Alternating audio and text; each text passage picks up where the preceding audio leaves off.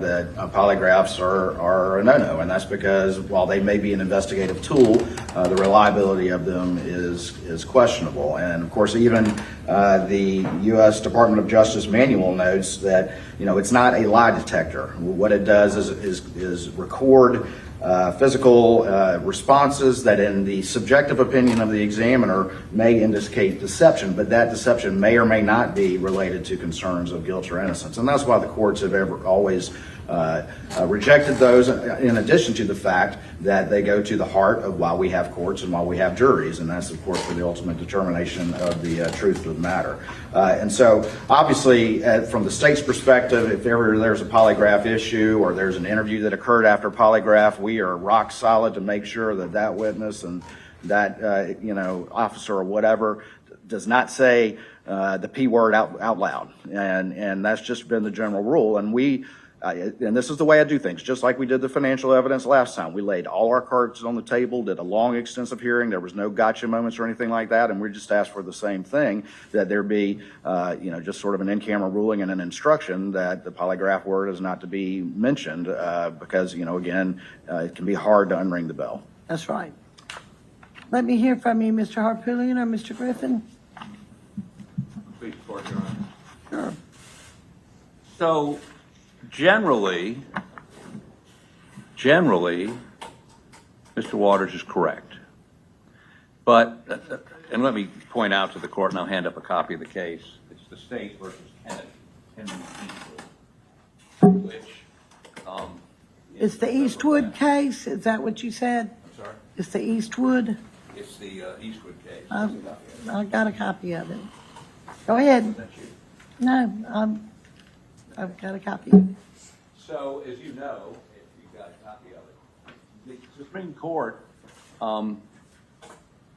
said there's not an absolute ban. There are circumstances under which a polygraph could be used. Again, it is not a lie detector, but the question is, if somebody was confronted with the fact that they failed a polygraph, did they give it? In this case, did they give a confession? The Eastwood case, it was a confession gotten. In this case, and we want to argue this more fully, depending on whether or not this witness is called, Eddie Smith, who, as we've already understood, was charged with a whole bunch of stuff, had a proffer agreement with the state, and the proffer agreement was conditioned on him passing a polygraph. And as Mr. Waters knows, in other words, he had a deal, and the deal was predicated on him passing a polygraph. This is a copy of the results of that polygraph. And the polygraph was, did you kill Paul and Maggie Murdaugh? He failed it. And so they, relying on that, canceled his proffer agreement. Now, I'm not saying necessarily that's admissible on cross, but I am saying that it's an issue, not now, but much closer to trial, that we need to be able to litigate. And there may be others. We're going back through, I will tell you, Mr. Murdaugh passed a polygraph, flying colors. So, the same polygrapher. So, it may play a role in this trial. I'm not willing to concede that not under any circumstances can a polygraph ever be used. I'm just giving you this example of Eddie Smith failing the polygraph and them relying on it to cancel his deal. Now, that's what our understanding is from the limited documents. They never called Eddie Smith in the first trial, which we were shocked by. But should they call him in the second trial, we may want to go into this. So I would ask you not to issue an order prohibiting any mention of polygraph with this guarantee. We would not mention polygraph in a courtroom with a jury until given permission by Your Honor to do so. All right, well, let me tell you, anything else from the Mr. Waters? Well, Your Honor, just to correct one thing, there's never been any sort of deal with Eddie Smith. A proffer is not a deal. It says in big bold letters, this is not a cooperation agreement. It's only, essentially a first aid provision. Again, polygraphs can be an investigative tool, but they are I never base decisions on them. And frankly, in my experience, I found them to be wrong or for people to indicate DI for other emotional reasons than them to be accurate. This is why they're not ever relied upon in court. The case that they cite is a completely different issue where in that particular instance, the defendant wanted to bring up the fact that he had been given a polygraph and was told by the examiners he was lying as part of his defense in presenting an expert on false confession. And that is nothing that we have in this particular case whatsoever. And in fact, if you look at the cases that we cite in the memo, Your Honor, a prime example of what the Supreme Court has ruled was there was one situation, and give me 1 second, I'll find the case.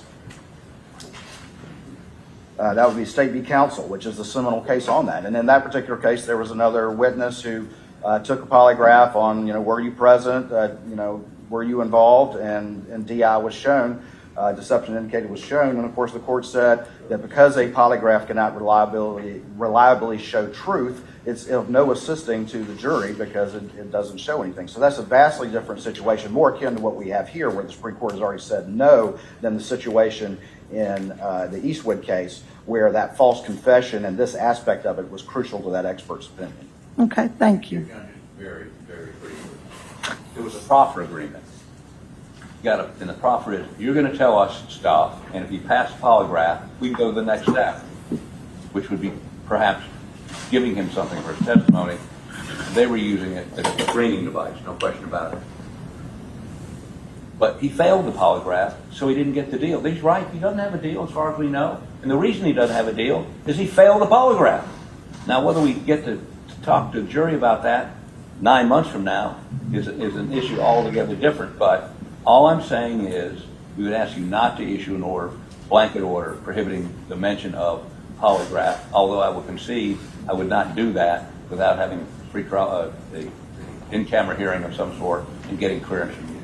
Well, that's going to be my ruling, Mr. Harpoolian. I'm going to rule that the results of a polygraph examination are not admissible, as well as the defendant's willingness or refusal to submit to a polygraph. And I'm going to tell you now, there is to be no mention of a polygraph test before the jury. This ruling is based on counsel and case and the Palmer case. Should the defense seek to introduce any evidence or testimony or reference concerning a polygraph examination, you must notify the court and obtain a ruling outside of the presence of the jury, or risk this case being a mistrial. You understand? Well, I think, Your Honor, you probably shouldn't threaten mistrial. You should threaten contempt. Contempt. Yeah, you don't want me to hold you in contempt, Mr. Well, I don't want you to Harpoolian. mistry the case. And I might mistry it if you start screaming polygraph. So without letting me know beforehand. You understand? I want to make sure everybody's on the same page. I got it. I think I suggested it. I agree with you. I just wanted you to know there are circumstances, and that's one where we may seek to do that.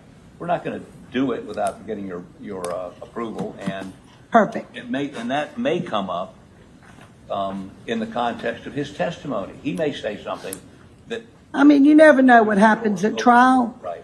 I'm just telling you, right now, I'm telling you, a polygraph is not admissible. If you're going to bring it up, you need to let me know first, and then we'll have an in-camera hearing. Thank you, Your Honor. Any objection, Mr. Waters? None at all, Your Honor. All right, then let's move on to the next motion. The next